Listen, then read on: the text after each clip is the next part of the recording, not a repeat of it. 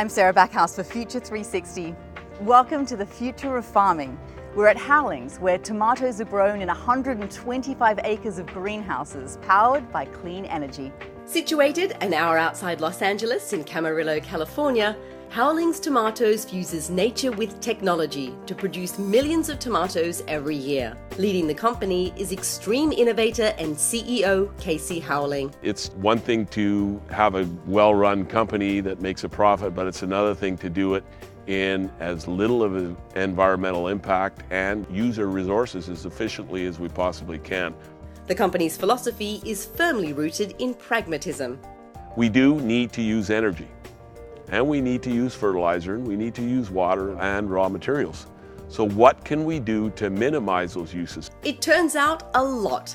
Renewable energy is produced by 5 acres of solar PVs. Rainwater is captured and cleaned via reverse osmosis and recirculated back into the farm. 90% of all waste is recycled. Excess heat is collected from refrigeration and solar thermal and used to heat the greenhouse.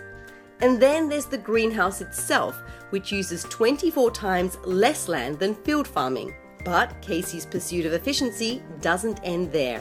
When you look at a greenhouse, we use a lot of energy for heat, and we use a lot of CO2. And it's kind of frustrating to know that those same two products are the largest waste product produced in America. We ended up buying a cogeneration facility made by GE out of Austria. It's going to reduce our energy costs by a significant portion.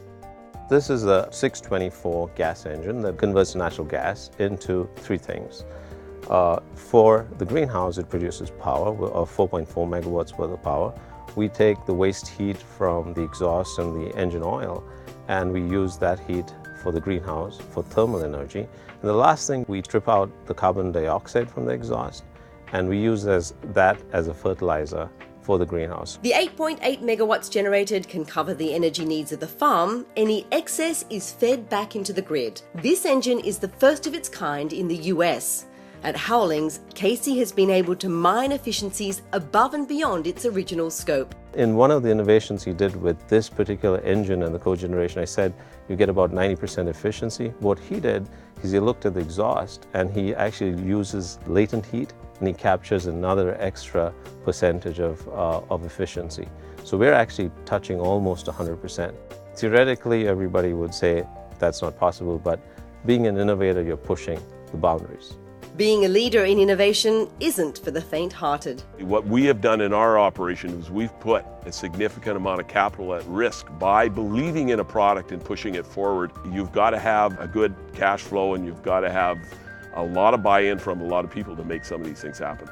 The 450 workers at the Camarillo facility share Casey's vision for the future. To be able to power other homes other than just the farm, to give energy back to the community is just, I mean, who wouldn't want to be part of a company that was providing such a source of energy? So what drives a businessman to invest more than $35 million to become a clean tech pioneer? I have 3 daughters, and you start looking and say, what kind of world are we going to leave them? And I think that's a great motivational factor to think of what we're doing other than just making money. Bursting with innovation and the passion of its owner, Houwelings shows what's possible for next generation sustainable farming.